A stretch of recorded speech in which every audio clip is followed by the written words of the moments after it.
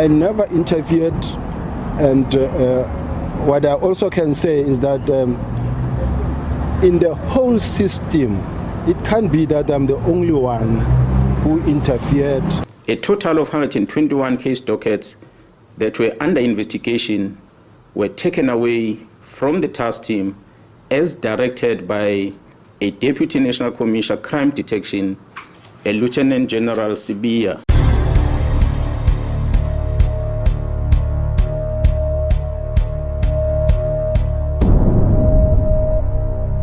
"121 murder dockets returned in the dead of night.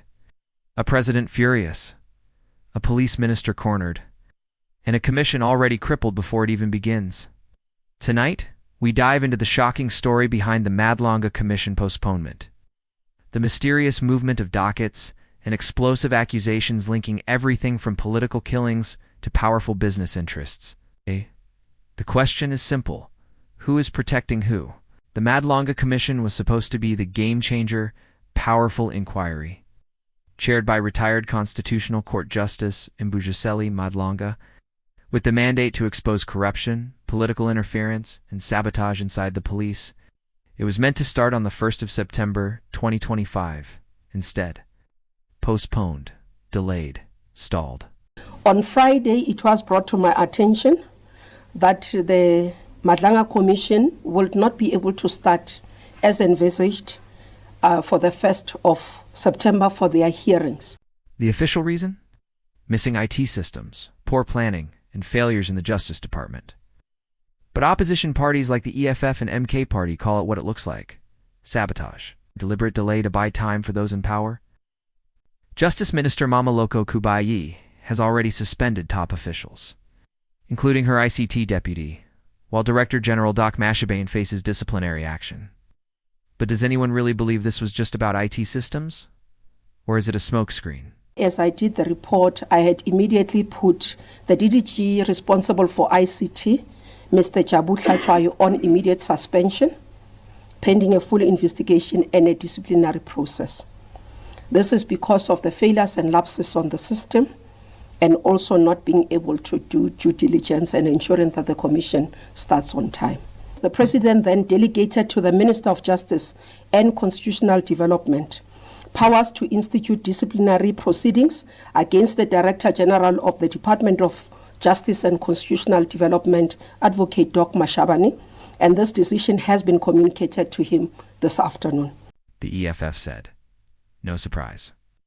The delay is meant to protect Minister Senzo Mchunu. The MK Party called it a fake process, destined to gather dust. Their accusations? The ANC is circling the wagons, protecting their own from being exposed. But nothing shook South Africa more than the 121 dockets mystery. National Commissioner Fanny Mosimula quietly returned 121 politically linked murder case dockets to the KZN Political Killings Task Team.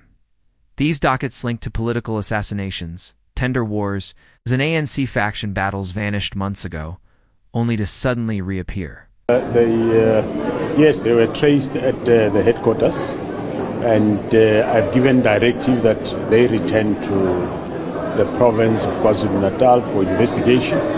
The officials are busy with, the detectives are busy with making copies, and then from there they will be sent back to the provincial commissioner, and he will allocate them back to the political killing task team, and the investigations will continue. Why now? Why in the middle of the commission drama? And why was the president himself reportedly furious about their return? But the 121 dockets also drag in the name of Lieutenant General Shadrach Sibia, and the allegations surrounding him are nothing short of explosive. Critics and whistleblowers accuse Sibia of being no crime fighter, but a criminal himself. I never interfered, and what I also can say is that in the whole system, it can't be that I'm the only one who interfered, who did this and that. Over and above, there are many people that are in the system with a matter that has been handled since January, with a lot of feedback being given, a lot of meetings being held, going in and out of Parliament discussing the same matter.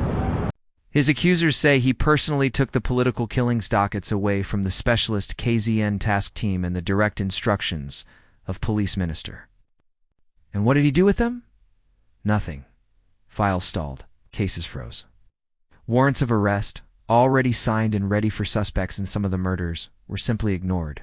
On the 26th of March 2025, this year, a total of 121 case dockets that were under investigation were taken away from the task team as directed by a Deputy National Commissioner Crime Detection, a Lieutenant General Sibia, who was acting on the instruction of the Minister of Police to disband the team.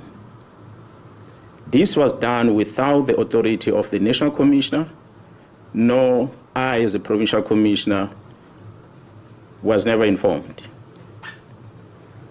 These case dockets have since March been sitting at the head office ever since, without any investigation work done on them.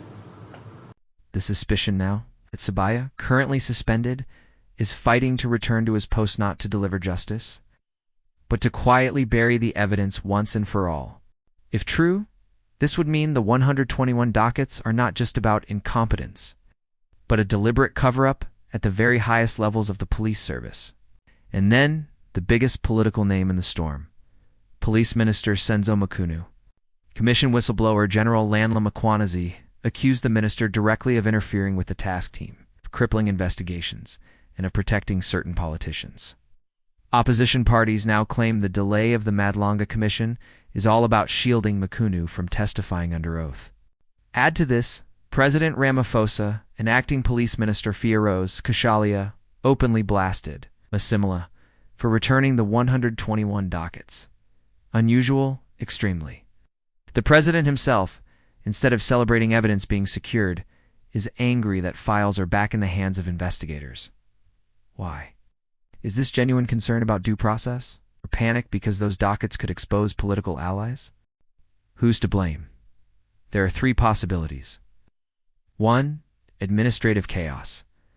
The Justice Department and SAPS bungled the entire process. 2. Deliberate sabotage. Insiders intentionally delayed the commission and hid dockets to protect senior politicians. 3. Power struggle.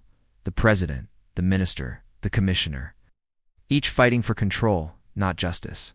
Meanwhile, whistleblowers and victims' families wait. Killers roam free. 121 dockets. A postponed commission, a president losing patience, a police minister accused.